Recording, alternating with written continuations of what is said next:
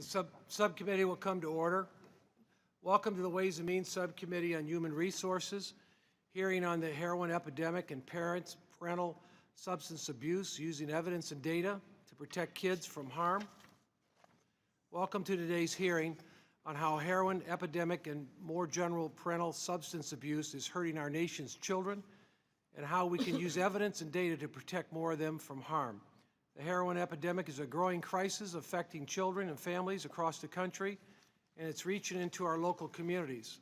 In 2014, according to the Center for Disease Control and Prevention, more Americans died from drug overdose than car accidents, and over 60% of those deaths were from heroin, painkillers, and other opioids. In Florida, we know all too well of the consequences.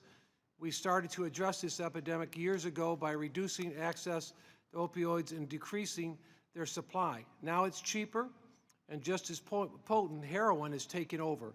Heroin overdose in Florida increased by 900% 2010 to 2014, 900%. Unfortunately, the epicenter for Florida crisis is in my own district, Manatee County, where more people died from heroin overdose per capita than any other Florida county in 2014. We've been talking about the issues of opiate addiction more broadly these last 2 weeks here in Congress, and I've been championing a comprehensive approach to provide more education, prevention, treatment programs to those in need. I was pleased to see a legislation solution for comprehensive opioid abuse reduction act of 2016 passed the House last week. The Senate has passed a similar bill, and I hope we can quickly resolve our differences so we can help more families immediately.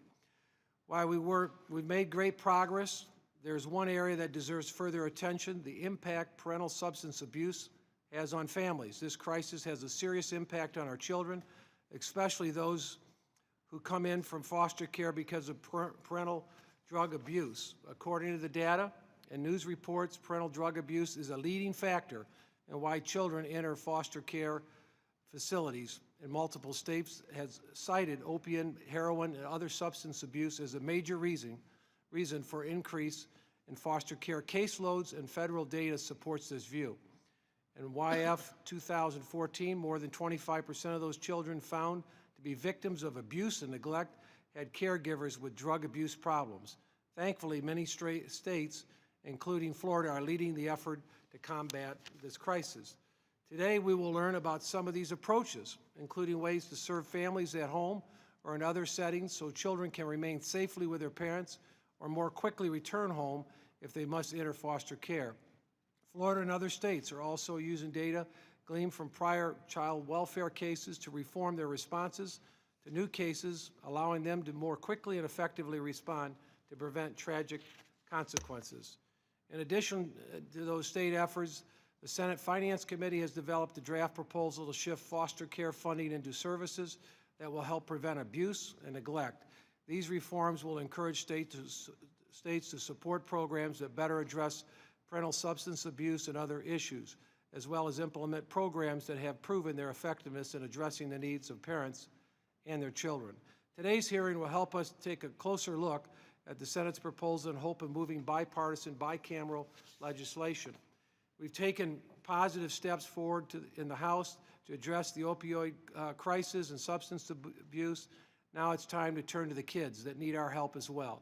I look forward to hearing more about these efforts today and discussing how we can work together on a bipartisan effort to protect more children from harm, because strong families make for a strong community. I now yield to the distinguished gentleman, Ranking Member Mr. Doggett, for the purposes of an opening statement. Thank you so much, Mr. Chairman, for your interest in this matter and for holding today's hearing. As I see it, this hearing is addressing one aspect of a critical problem. It's addressing the question that I think represents a failure by this Congress and by one state after another to deal effectively with child abuse. Within the past month, on one of the front pages of the San Antonio Express News, there was a report: kids who were bound constantly want food. Officers rescued a boy 4 who was tied by his ankle with a dog chain in the yard at his home. His sister, 3, had her hands tied with a leash above her head, her arm broken in 2 places. Authorities said the 2 had been physically abused for at least 2 weeks. They constantly want food, said their attorney, Ed Lightham. Just a few miles up the road, and only a few days apart, a little girl, 1 year old, sexually abused by her mother's boyfriend along with her sister. She was killed by the physical abuse that she suffered. And only a few days before that, a young student at the University of Texas was murdered by a child who had been physically abused himself, was in the foster system, but had run away from it. Time after time, not only in Texas, but across the country, we see the price that is being paid for our failure to deal effectively with child abuse. And because our courts have also seen it, this is an emerging crisis. In my home state of Texas, the situation for severely abused and neglected children is so bad that a federal court in Texas has declared the system unconstitutional, as was done previously in the state of Mississippi, as has occurred in challenges in one state after another.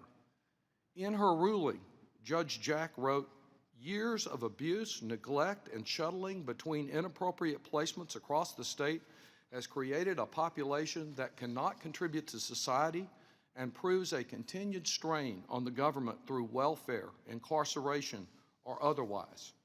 Certainly, the problem with opioids, drug abuse is a very big factor from talking to people in the field who deal with this issue every day in Texas.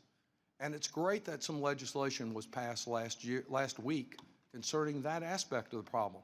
There's only one major concern about that and about what we're not doing on child abuse here.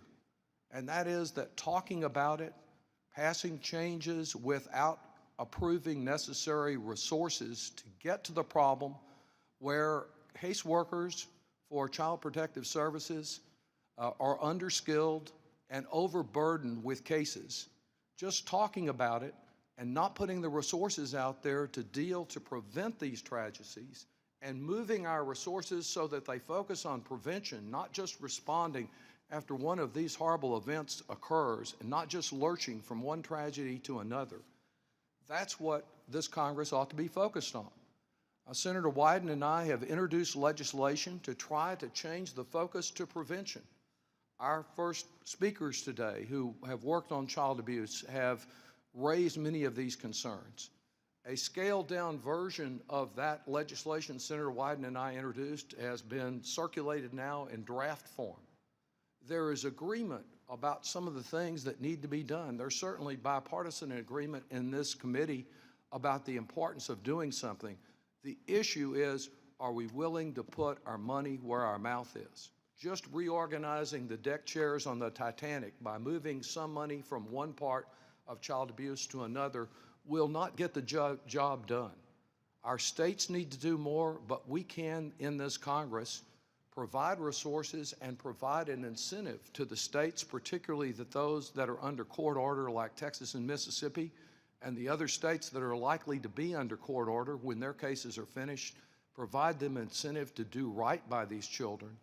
We won't stop all child abuse, of course, but we can prevent some of these tragedies by applying the resources we have within our ability to provide and working together to address these kind of concerns, back up and encourage the states, get the resources we need to reduce the level of child abuse. And I yield back. Without objection, other members' opening statements will be made part of the record. On our first panel this afternoon, we will be hearing from two of our distinguished colleagues, the Honorable Tom Marino of Pennsylvania and the Honorable Karen Bass of California. Mr. Marino, please proceed with your testimony.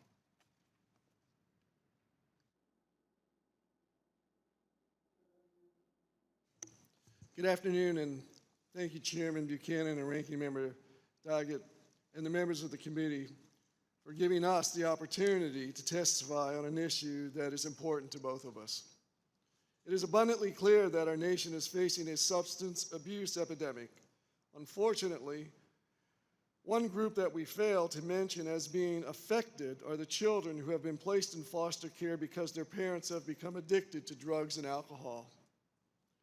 Over 400,000 American children are in foster care. In my home state of Pennsylvania alone, approximately 15,000 children reside in foster care. As a former state and federal prosecutor, I have seen firsthand how substance abuse directly affects children. And I've seen my share of children on slabs in morgues. Many of the people I had been tasked with prosecuting were parents whose children ended up in foster care.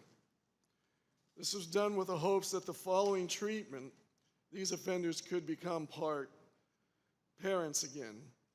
This is not always the case. Many of the individuals who enter treatment programs find that their necessary care is cut short due to gaps in health care insurance, and they are unable to afford additional treatment.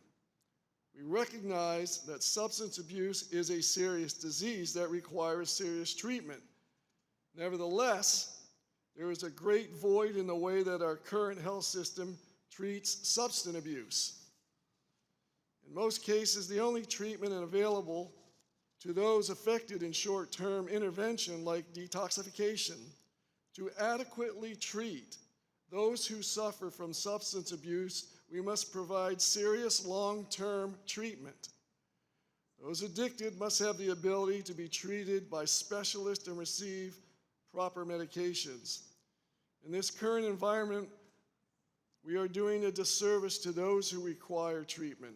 Many addicts are ineffectively treated.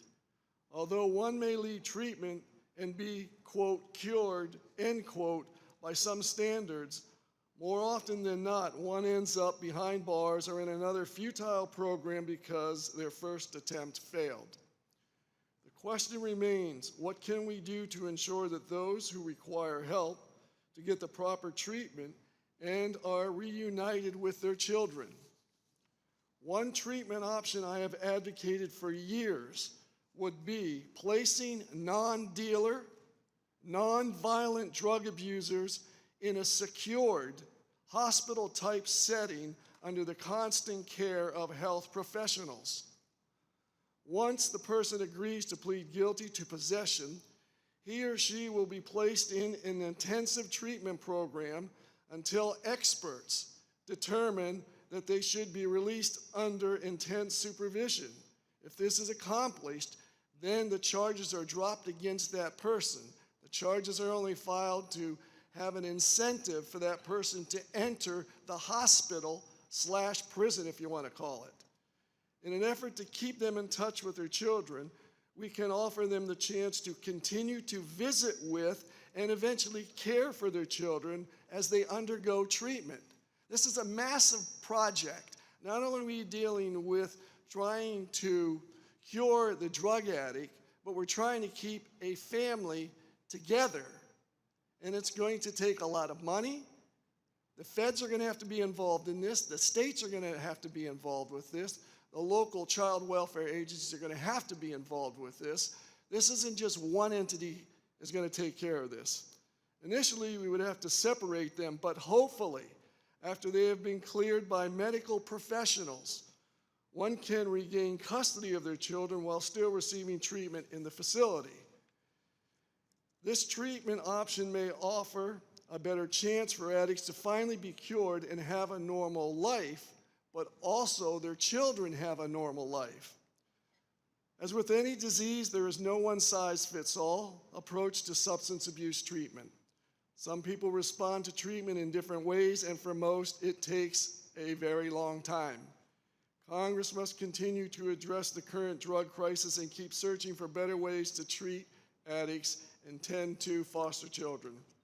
We must also continue to protect the children of parents who are suffering from substance abuse.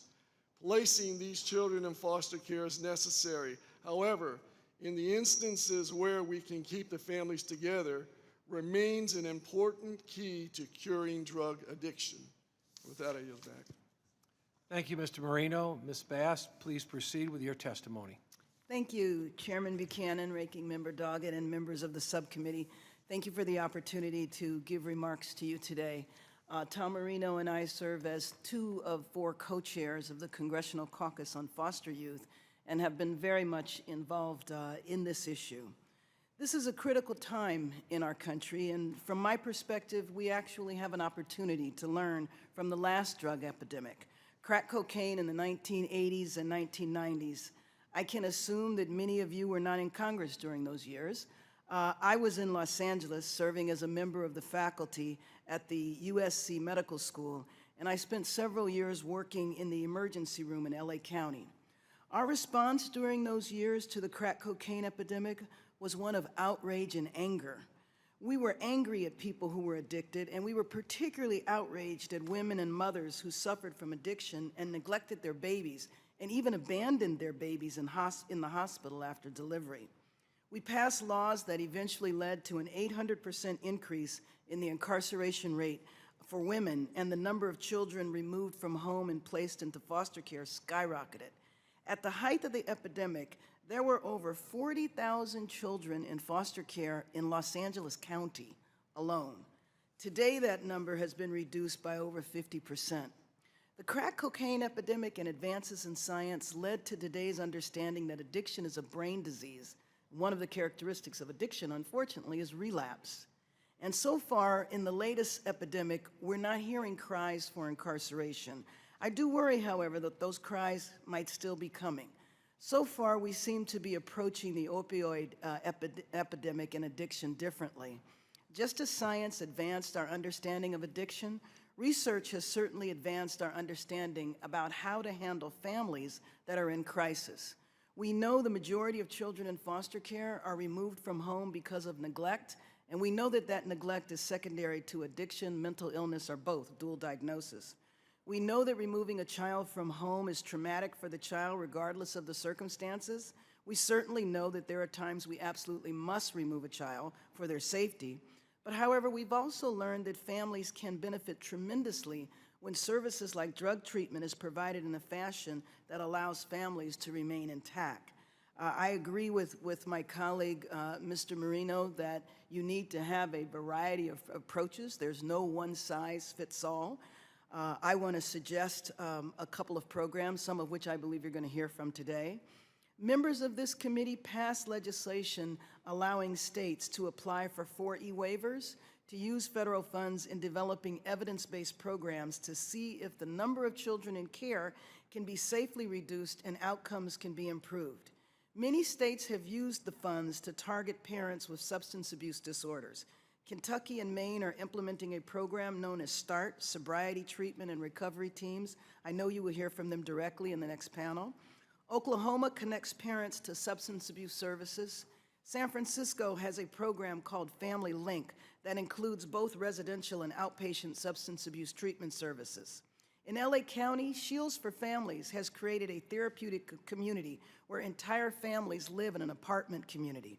In the last 5 years, more than 81% of the participants have completed all phases of the program, which can last up to a year, and maintained their sobriety and kept their families intact. This program has saved LA County millions of dollars that would have been spent placing children in foster care.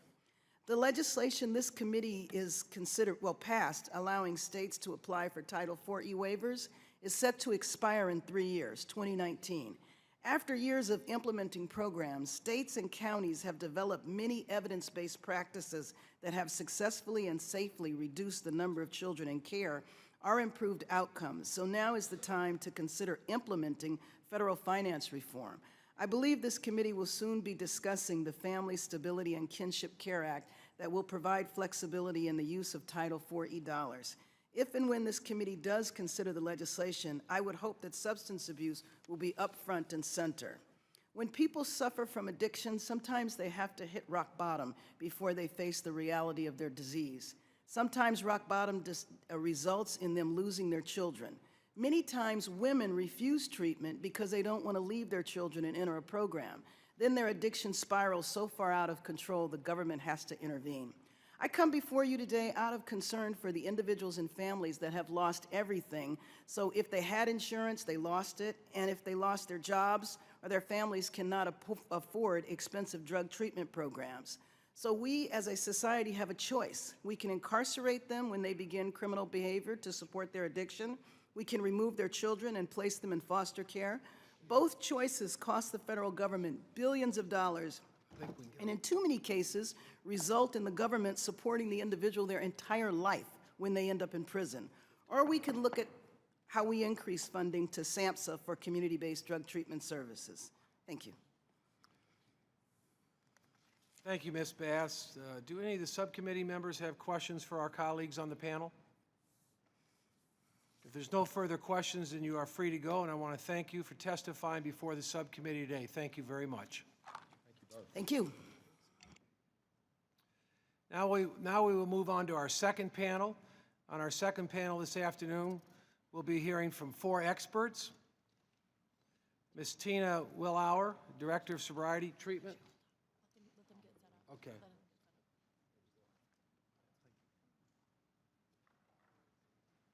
We'll give them a minute to get set up.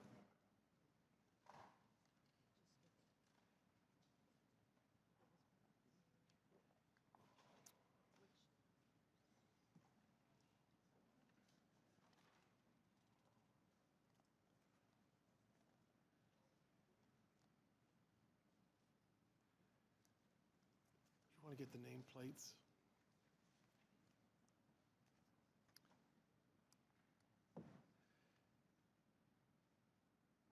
Now we will move on to our second panel. On the second panel this afternoon, we'll be hearing from 4 experts.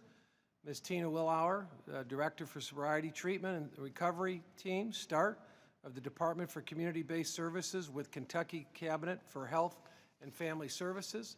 Mr. Hector Glenn, Vice President of Programs of Village for Family and Children. Ms. Kathleen Baritas, Director of Child Welfare Policy for One Voice, Texas. Mr. Brian Linder, Senior Director of Quality Management for Eckerd Youth Alternatives. We'll begin with you, Ms. Willauer, whenever you're ready. Thank you. Chairman Buchanan, Ranking Member Doggett, and members of the subcommittee. Thank you so much for conducting this hearing on our nation's opioid crisis and the effects of parental substance use disorders on our nation's child welfare system. I'm honored to talk with you today about Kentucky's efforts over the last 10 years to address these very issues. And in my career of 25 years in child protective services, this has been my dedication. So thank you. The good news is that we know a lot more today about what works with families in this population. There are good programs all across this country that really save money and have improved outcomes. I'm going to talk to you today about the Sobriety Treatment and Recovery Team, or START program, that's been implemented in Kentucky. And I have 3 primary points today. First of all, START has better outcomes for children and families than standard CPS. Number 2, strategies that work for families include collaboration across systems, intensive work, quick access to substance use disorder treatment, shared decision-making, peer supports, and a non-punitive approach, among other strategies. Number 3, the current opioid epidemic reinforces that the most important policy issue in child welfare right now is changing the financing model to prevent foster care placements whenever safe and possible, and taking the programs that work to scale by using the lessons of prior federal investments. So why did Kentucky invest in START? Well, in 2006, we had a terrible opioid epidemic going on with prescription drugs in Kentucky. And at that time, 80% of the children in Kentucky's foster care system were there because a parent had a substance use problem. So this was a real crisis and an opportunity for our state to invest in a program that works. So what's START? START's a child welfare-led program that helps parents achieve recovery, and it keeps children in the home when safe and possible. START serves CPS-involved families with a substance-exposed infant or young children. And in START, we address addiction as a brain disorder because we know that it affects the whole family and it requires treatment. So in START, we pair specially trained CPS social workers with family mentors. And family mentors are persons in long-term recovery from addiction who actually had a CPS case in their past. They're now stable and in recovery, and they help new parents engage in treatment. Together, that worker and mentor dyad serves families, a very small caseload of families, and they intervene very quickly upon the CPS report right away, kind of maximizing on that window of crisis. We partner with substance use treatment providers, and parents can get into treatment from start within 48 hours. So, creatively working with families, giving quick access to treatment, providing wraparound supports can allow us to leave some children in the home safely while the whole family gets treatment. So at the same time that we were implementing START in Kentucky, Kentucky was lucky enough to be awarded with 2 RPG grants in 2007 and 2012, and it was just the right initiative at just the right time. The reason is because we received a lot of technical assistance, and there was a real push for rigorous program evaluation that allowed us to study START. With RPG support, we've now produced 4 peer-reviewed journal articles, and START's now listed in the California Evidence-Based Clearinghouse for Child Welfare as a program with promising evidence. The work isn't done, however. We continue to build START in Kentucky, and we're building on the evidence. We are actually expanding the program in Louisville, Kentucky, under the Title IV waiver program. So what did we learn? So START serves the top highest risk cases in the entire state, but the mothers in START achieved double the sobriety rates of those moms who didn't receive START services. Children in START were 50% less likely to enter foster care, and at case closure, over 75% of the children served by START were actually reunified with their biological parent, or they remained there in the home the whole time. Because of our low rate of recurrence of maltreatment, very few children ever re-enter foster care, and for every dollar spent on START, we save the Commonwealth of Kentucky $2.22 just in the avoidance of foster care costs alone. So in closing, I can't think of a better time in the midst of this opioid crisis to better protect children and families with substance use disorders. START has more than a decade of study behind it as to what works. We know what works now, and I'm thankful for the 4E waiver program as well as the RPG program, but we now must move from demonstration projects to system-wide reform, meeting the problem at the scale of need. So, really at this point, we'd like to move the financing of child welfare so the family can remain intact, receive services, and what we know is preventing kids from entering foster care not only saves monies, but it reduces trauma to children and families. Thank you so much. Thank you, Ms. Willauer. Mr. Glenn, please proceed with your testimony, please. Committee members, thank you for the honor of being here. My name is Hector Glenn. I work with the Village for Family and Children in Hartford, Connecticut. We are a large nonprofit provider for the area.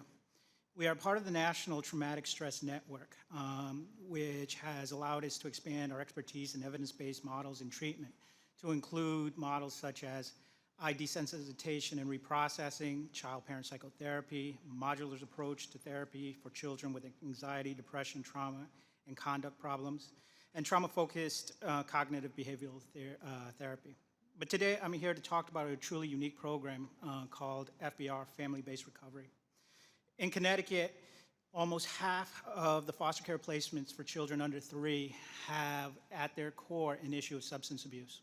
So in 2006, the Connecticut Child Welfare Agency, the Department for Children and Family, brought together Yale and Johns Hopkins to develop a new approach in dealing with this crisis. It was really focused on the idea that most parents really have a strong desire and drive to be good parents, and that could be the motivating factor to changing their behaviors. So FBR combines treatment of substance abuse using a reinforcement-based treatment and a child connection adaptation type of approach, which helps to motivate and control the desires. When FBR started in 2006, it quickly got expanded to 10 regions throughout the state of Connecticut. When we looked at the outcomes in this model, it is really about transforming the system, because what we asked the Child Welfare Agency to do is keep families together even though there was evidence and proof of substance abuse. So these families, we go in 3 times a week at a minimum to provide both the child-parent psychotherapy together and the substance abuse treatment, and we are testing. substance use at least 3 times. This type of monitoring helps to create a shared risk profile between us, the providers, and the child welfare agency and the parents, and constantly gives feedback on how they are doing. Since 2007, 564 caregivers have been in the program. 51% of these clients have had positive tests in the first week, and that rate drastically drops down to like 14% by the time they are being discharged. 80% of the families that we are working with are intact when we are discharging them from the program, and it really shows sort of the strength. And this isn't just about the program that the Village offers. It is a program of network. The model was developed out of Yale. It is an evidence-based model, and for our terminology, that means there is a higher level of monitoring to fidelity. Yale comes in and reviews our tapes of how we are doing within sessions. They look at our substance abuse logs. They look at the connections and the types of work that we do. And that is really what is crucial. It is about what does work versus just providing services.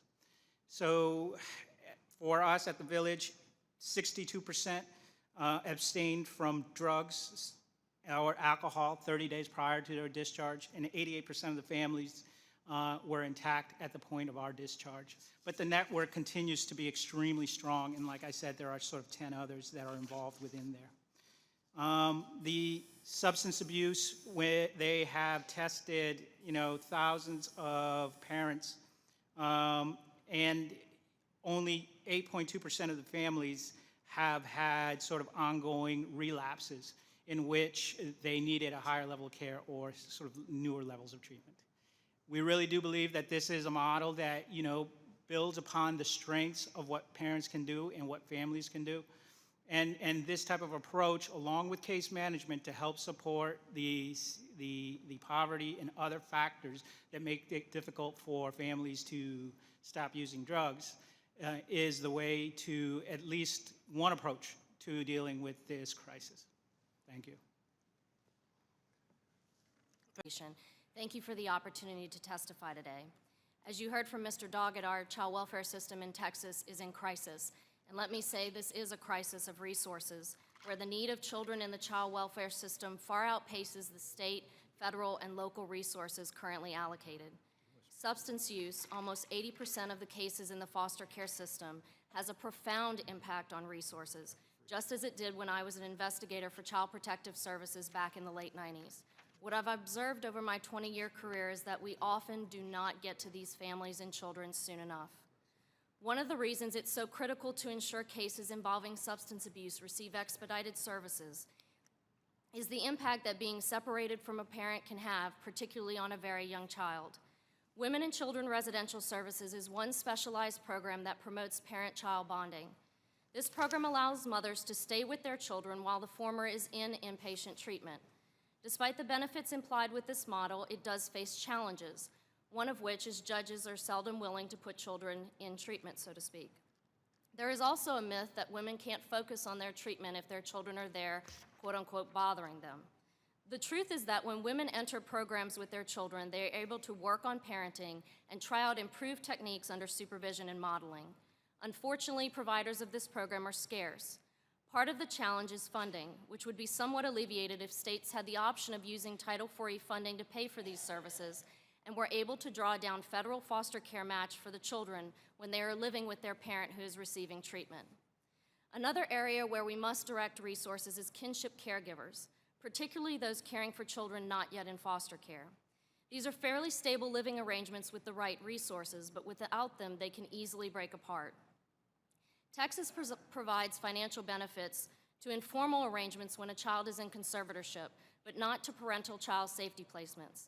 A PCSP in Texas is basically an arrangement between CPS, a parent, and a relative caregiver to prevent a child from coming into foster care.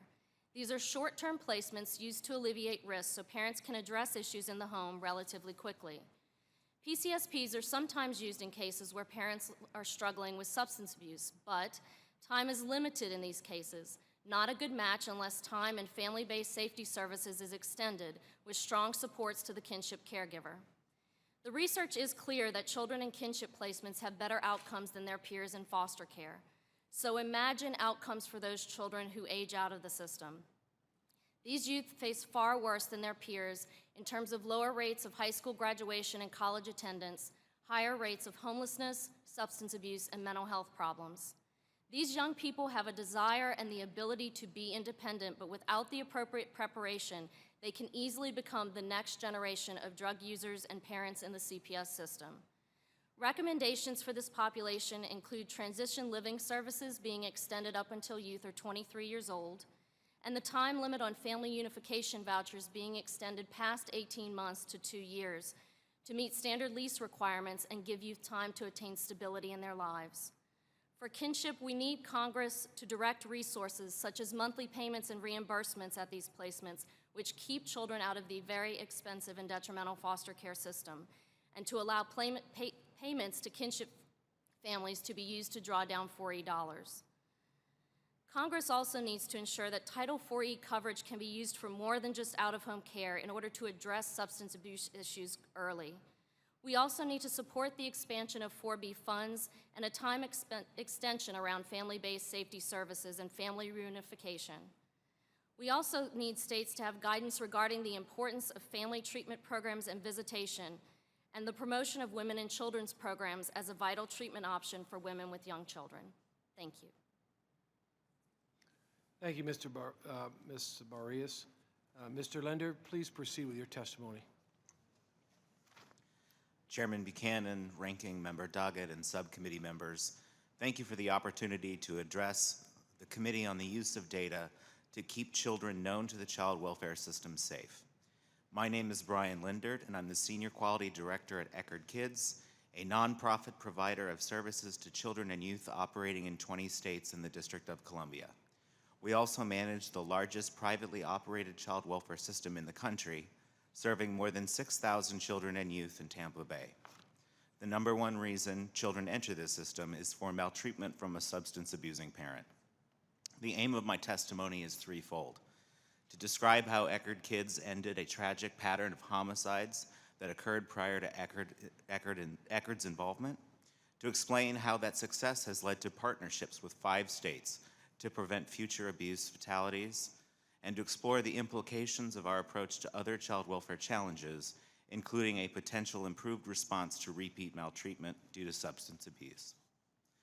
Our work developing a priority tool called Eckerd Rapid Safety Feedback was recently featured in the final report of the Bipartisan Commission to Eliminate Child Abuse and Neglect Fatalities, released in March of this year. To understand why, we must explain why Eckerd Kids was selected to manage the child welfare system in Hillsborough County, beginning in July of 2012. This occurred after that community experienced an unprecedented 9 child deaths from maltreatment in less than 3 years. These cases were not co-sleeping deaths or the result of inadequate supervision. Instead, they were intentional inflicted injuries, including 1 child thrown out of a moving car on the interstate. Worse still, they occurred under the open jurisdiction of the court. In Hillsborough, as in other jurisdictions around the country, the Department of Children and Families reviewed these cases and came to a frustrating conclusion.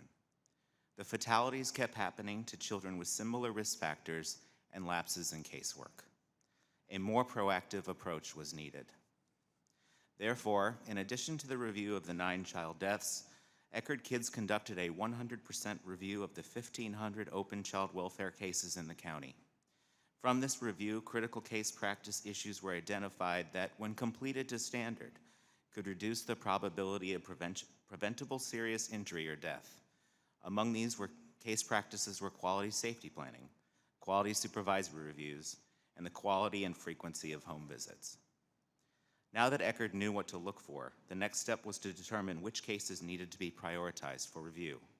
So Eckerd Kids secured a technology partner that specializes in predictive analytics, mindshare technology, to identify the cases most like the prior fatalities on incoming cases in real time.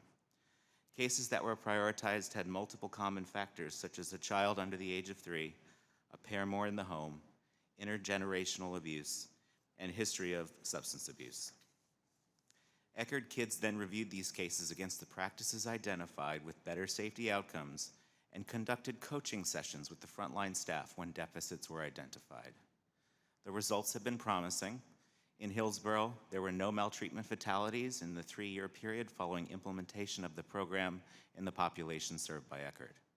Critical case practices also improved an average of 22%. As a result, Eckerd Kids and Mindshare are now working with Oklahoma, Maine, Alaska, Illinois, and Connecticut. Regardless of the jurisdiction, the problem needs the same ingredients for success. These include a narrowly defined challenge the jurisdiction is trying to solve, such as the prevention of a fatality to a child with prior abuse reports.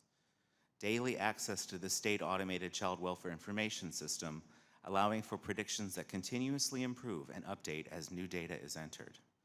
Access to quality assurance reviews, assessing case practice, and experienced staff to review the identified cases for the key safety practices and provide coaching to the field.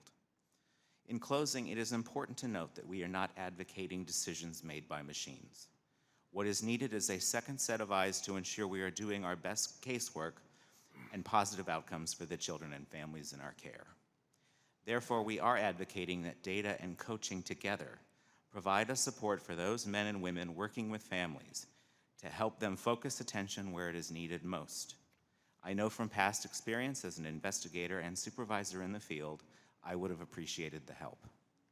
Mr. Chairman and members of the subcommittee, thank you again for the opportunity. I'll present my testimony in full for the record and look forward to answering any questions.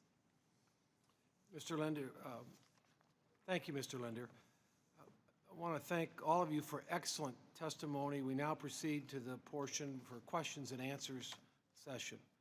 Mr. Linder, in your testimony, you talked about thorough review for your organization undertook of child welfare cases in Hillsborough County in Florida. As you began handling child welfare cases, you noticed that you found a pattern. You noticed certain common features such as parental substance abuse that was correlated with serious injuries or death. I know you've been working with other states to do the same things, but from my understanding, you were the first in this area to really work in this area. Should other counties be doing the sort of review of data to help them better understand the cases of abuse and neglect from your viewpoint? From our view, yes. We are actively searching for additional partners to work with and additional jurisdictions to work with beyond the initial 5. It was also one of the recommendations of the Commission to eliminate child abuse and neglect fatalities, which is recommendation 2.1, that other states and other jurisdictions take a look at all of these cases in the same vein. When you look at data, what type of data are you looking at when you say review of data? So we're looking at factors that are demographics, such as the age of the child involved in the case, but we're also looking at system factors, such as the number of abuse reports that have been received on an individual family. Why do you find when you go into these other states that many states aren't taking advantage of the data or best practices or the idea of continuous improvement? What's your sense of why they're not taking advantage of that? My sense is that this is a new area of work. Until recently, it wasn't. We didn't have the technology to take our eyes out of the rearview mirror and put them out the dashboard. We can now, if there's new information learned on a case, adjust what we think the risk level of that case is based upon the new information that's received right when it happens. Until recently, we weren't able to do that. So this is a new opportunity. But I think the broader issue is probably this. There's any time there is a tragedy, there is an intense focus, and rightly so, on that tragedy that occurs. But it tends to be episodic in nature rather than taking the long view.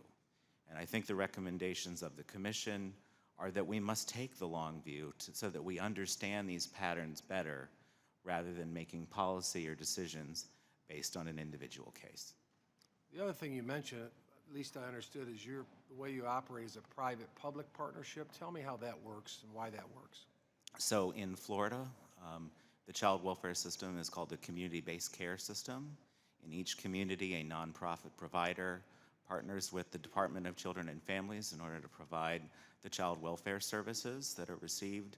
We operate all services once a child is removed from their home up to the time that they are adopted or have independent living services, and even post-adoption support. So we manage all of those services through the same partnerships that would be required of any state agency or county agency if they were operating the child welfare system. Thank you. I now recognize the distinguished ranking member for any question that he might have. Thank you, Mr. Chairman, and each of you provided valuable testimony. Ms. Willauer, I'm just reviewing again your written testimony, knowing you couldn't give it all here, but what strikes me as being very important is your comment there on page 15 that there are hundreds of unserved families in Kentucky, and the START sites are unable to take all the referrals due to full caseloads. And then you say it is time to take the lessons of all of the prior federal investments in these families and move them to scale by providing the states with funds and technical assistance needed to reform their systems. Basically, you've got a good approach. It's evidence-based. You can show how it's been effective. Haven't you been doing this in some parts of Kentucky now for over 2 decades? Yes, actually, Kentucky implemented START in 2007, but it came out of Ohio. Ohio, It was and Toledo. operating in Cleveland, Ohio from 1997 for about a decade and a half also. You still can't cover all the states, No. all of the state, because you don't have adequate resources to cover all of it. Well, that's true, and I can tell you that in Louisville, Kentucky, for example, for every family we served, we had to turn away 2 that had the same exact needs. Yes. So we have pockets of excellence in Kentucky and across the nation, but nothing's to scale. And Ms. Bareilles, in Texas, I believe the same 4E waiver program that she's talking about only covers 1 county, only Houston. Tell me about, from your perspective, what additional resources will be necessary in Texas to comply with this federal court order declaring the system a failure and unconstitutional to meet the needs of these children and their families? Well, it's definitely a resource issue. 3 particular things that the lawsuit mentioned was a lack of oversight of facilities, which was leading to children being sexually abused, caseworkers lapsing in their duties. In fact, one particular report said caseworkers were only able to spend 26% of their time with children and families. So the majority of their time was spent on paperwork and more administrative duties. And then youth transitioning out of care. This young man who was accused of the UT student's murder is a prime example. He was 17 and a runaway. He had no particular mental health treatment, no transitioning services to help prepare him for adulthood, and we see that happening too often. So certainly more oversight of our facilities, not just more caseworkers, but well-trained caseworkers. And we need a tremendous amount of resources to help our youth actually age out, be independent, and be free of that system. So in Texas, only about 1/4 of the time that these caseworkers have there at Child Protective Services is actually about reaching out to troubling situations like the ones that I described and others have described. Yes, sir. And you have an immense turnover of these caseworkers. They come in, low pay, they are cycled through the system, and then you've got someone new. And in Texas also, we far exceeded the recommended load for these caseworkers, sometimes by really tremendous amounts, so that we hear when a child is found chained or a child is found abused that Child Protective Services didn't do its job, and in some cases it did not. But in some cases, we're loading up those caseworkers with a load that is so big that they can't possibly do their job. Well, and there's certain priority cases where caseworkers haven't been out at all for weeks up to months, especially in Dallas. We've had a crisis in that area where caseworkers are leaving in droves, and because of all the poor media attention, they're having a lot of trouble hiring anybody. So one of the things they've done, our Health and Human Services Commissioner has indicated he wants to remove the 4-year degree requirement and reduce training hours, which to me is a very dangerous and explosive combination. Would all of you agree that, knowing we have limited resources here also, that we will be able to focus on this problem, that looking at 4E and prevention monies, if we have to prioritize, that that's a good place to focus our attention? Yes, sir. Absolutely. Mr. Glenn Yes, sir. and Mr. Linder? Yes. Thank you very much for your testimony. Thank you, Mr. Chairman.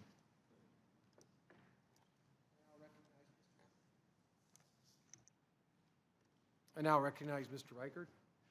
Thank you, Mr. Chairman. I'm going to start out a little philosophical, I guess, with a quote from President Adams. It kind of goes to the point that Mr. Doggett was making in his opening statement. We can pass all the laws we want to pass, but this is just a portion of a quote where he says, "Our Constitution was made only for a moral and religious people. It is wholly inadequate to the government of any other." And so, as we talk about parents who are chaining their children and locking them in closets and taking their life, where is this society headed? Where are we? The fabric of our society is disintegrating and falling apart. And so where is it left? It's left in the hands of people like all of you. And thank you so much for all the hard work that you do. My daughter was a caseworker, and I know, I know from her experience, you don't know me, but my experience was in law enforcement for 33 years. So I get this from, I've had to call CPS. I've had to take children out of their homes. I ran away from home when I was a senior in high school. I was one of those kids at 16 years old that left my home because of domestic violence, because of alcoholism, but for the grace of God, here I am today to be in this position to help you. I have so many things that I want to say. I hardly know where to begin. Just the 33 years alone should tell you what I've seen and where I've been. I was the lead detective on the Green River serial murder case. And that's a case that person took over 60 lives. Those young girls on the street were addicts. They were abused at home. They ran away from home looking for somebody to care for them. They were abused on the street. Then they were abused by the judicial system and victimized over and over and over. And so we've got to start where the problem, really begins, and that's at the family. And that's where we really have to focus in order to prevent those kids from getting into that position where the young man you spoke about, and me as a 16-year-old leaving home, and fortunately not falling into that pathway. My daughter also and her husband adopted 2 drug-addicted babies from an organization called the Pediatric Interim Care Center in Kent. My grandson, who's now 13, was adopted at 3 months, was a meth-addicted baby. My granddaughter, who's now 12, was a crack cocaine, heroin-addicted baby. PIC, keeping their statistics, review of 140 infants discharged by PIC in 2013 and 14 found only 8 of those infants who had changed their placements. Only 8 out of the 140 had changed placements, and the majority of those infants had moved from a parent to a relative or a relative to a parent again, those 8. So that's one of the success stories in our neck of the woods, and you have success stories too. I wanted to, I only have a minute and a half left here, so I'm really excited about what PIC does and about the blessing that Emma and Briar have brought to our families. And what happened there was the visitation between the parents. I've been to PIC, and those drug-addicted parents come in, they rock the babies, they hold the babies, they try to get off drugs. Sometimes they can, sometimes they can't, sometimes they're in foster care, and then sometimes, guess what, they have to be adopted. And in our case, we have just been blessed. I'm curious to know if any of you have programs like PIC in your state I'll stop talking because otherwise you won't be able to answer the question. I'm just passionate about this. So they take the babies from the hospital because the hospitals don't have the time to withdraw them, right? So they take the babies and they get them off drugs, and then they work with the parents and they work. No? Yes? In Houston, we have a facility called Santa Maria Hostel, and they actually are one of these women and children residential services that I spoke of, and they work with both the children and the parents. But that early attachment and bonding is so critical to their Yeah. brain development that's why they want to keep mom and baby together, and Yep. so that's Yep. been very Good. successful in Houston. Good. Maybe we can share some information back and forth and Sure. make the programs better. I would reiterate those comments for Florida. We also partner with a number of providers of that nature and would reiterate all the comments made. I yield back. Thank you, Mr. Chairman. Thank you. I now recognize Mr. Davis for 5 minutes. Thank you, Mr. Chairman. I commend you and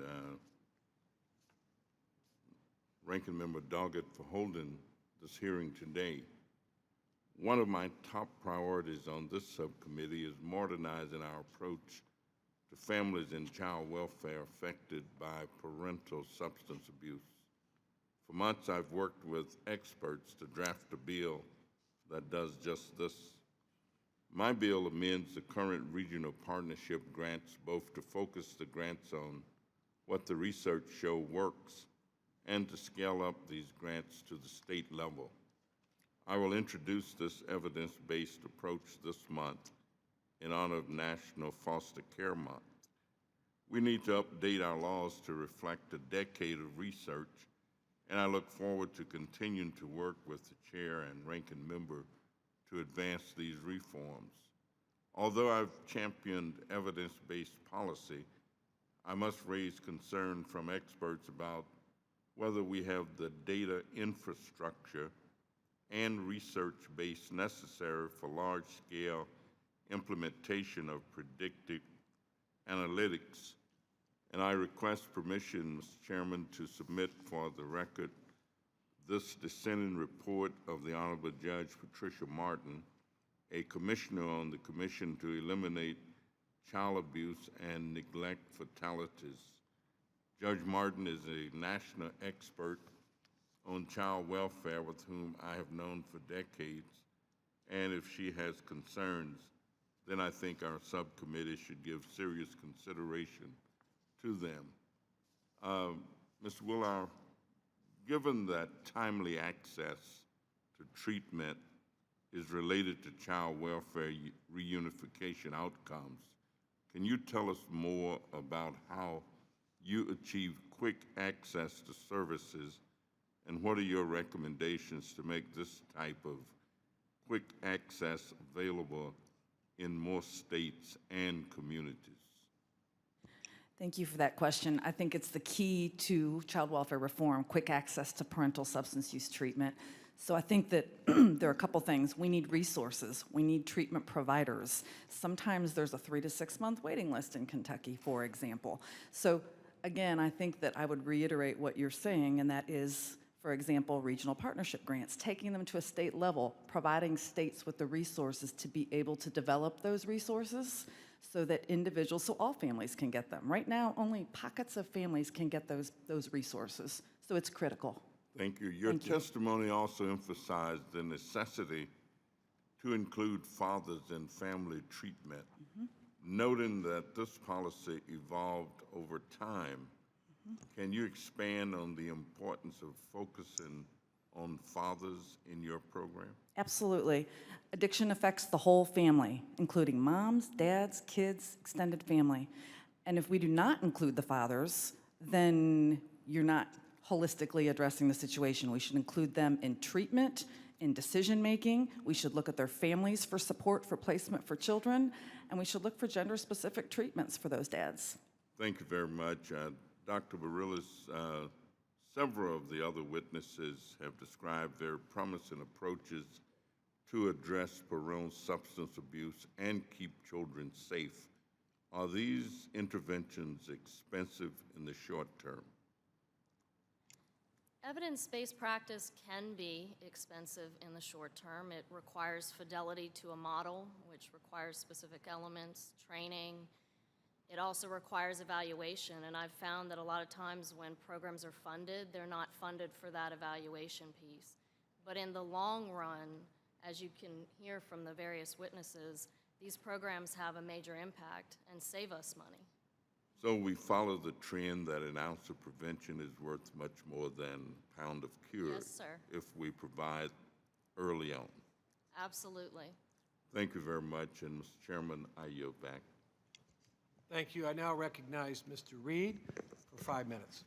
Well, thank you, Mr. Chairman, and thank you to the panel for your testimony. And each and every one of you has a great story, a great piece of information to help us in this issue. And so what I really want to get into is ask you on the day-to-day perspective of a frontline worker dealing with this issue, dealing with the people that are involved.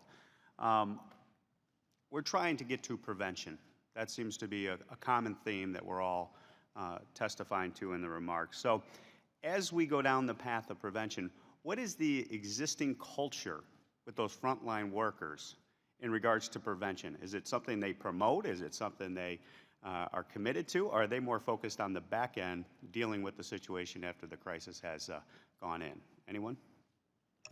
I'll speak to that. I was a frontline worker for 7 years. I just think the frontline workers are overwhelmed. The caseloads are huge. They don't have the resources they need to do their work. It's not that they don't want to do prevention. They don't want to remove these children from the home. But sometimes when your caseload's 30 families and you have nowhere to send parents to treatment, sometimes you feel like foster care might be a safer way to go when we know that's not necessarily true. Any other input? Mr. Glenn. My organization works with 8,000 families at any given point, but this program here is the one that keeps me up at night. And it's the same for the child welfare agencies. What we are asking is for a greater risk tolerance, right? We are asking that they keep babies, 0 to 3-year-olds, with parents who have an active substance abuse issue. And so the models that will have to be adapted is one of shared risk, one in which we're in the home very often, 3, 4, 5 times a week. We have 24/7 on call, and we share that information with the child welfare workers. And together, we have to make those decisions about, is it safe, and when it's not, how do we remove the children? Okay, so that's great. So what you're envisioning is your organization picking up that risk on the front end, or sharing that risk with the child welfare system workers going forward. Now, that being said, so how do then we measure the success of that preventive measure that you're advocating for on the front end and with your organization? What's the measurement that you would offer us as a guide in that culture? Well, I think so. One, it should be placement. Did the children stay within their biological or natural placement? And 2, for us, it is those tox screens. You know, how clean are the parents? Do they maintain clean during periods of treatment, and what does it look like going out after? Okay. And then from the child welfare workers' perspective, because some folks in DC think the ultimate solution is just more resources, and if you keep funding higher levels, you'll cure this problem. One of the things I've experienced here in the time I've been here since 2010 is often that is not the best solution, nor will it lead to a solution. So what you have to do is reallocate the resources. So from a child welfare workers' reactive perspective, moving to a prevention, what things are they focusing on now on the front line that you would say probably not the best use of resources and could be allocated more towards the front end to the prevention side of the equation? Ms. Bareilles, do you have any or is every dollar being 100% efficiently deployed? No, I would not argue that, but what I would say is, you know, in the study we did in Texas, where we found that 26% of a caseworker's time is the only time they're spending with children and families, because they're busy filling out 5 million forms. Amen. Most of which are repetitive. You know, I know y'all know nothing about that kind of paperwork, but, you know, instead of... And why are they filling out so many forms? What's causing that? From the frontline workers' perspective. It's caused by policy decisions that are made at the state level that are sending, we have this great idea, we're going to do structured decision-making, and we have this great idea, we're going to change visitation and make you fill out a form.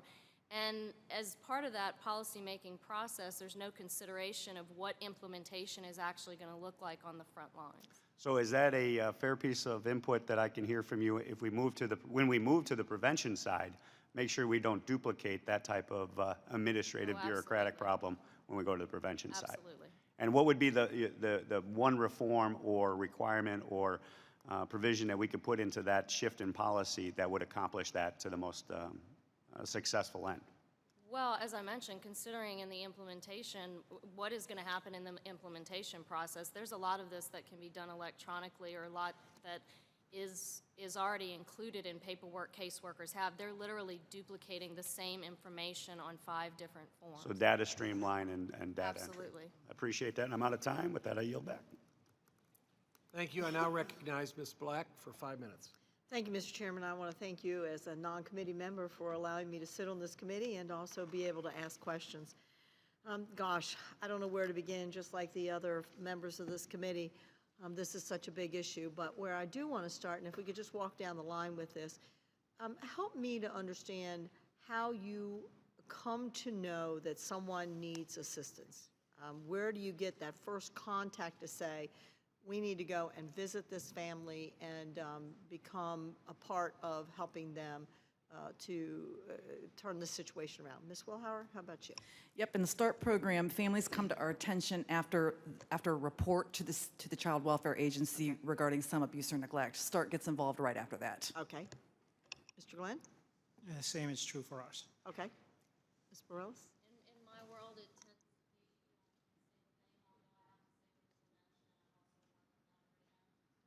be Yeah, I think. that shows how loud Okay, my there you voice is. go. I didn't realize it wasn't on. Okay. In prevention, a lot of it is other service providers. So when families are receiving services from WIC or somewhere else, and it's noticed that they need assistance, and so they'll be referred to a prevention program. Okay, Mr. Lenhart? In our case, in Florida, the families come to our attention as a result primarily of removal from their parents.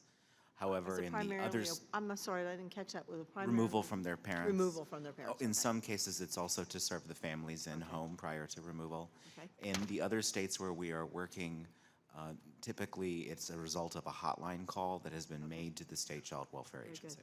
So again, going down the line, tell me what percentage of these moms that you come in contact with, what percentage of them are either single mothers or of a divorce, where they may have been married and no longer are?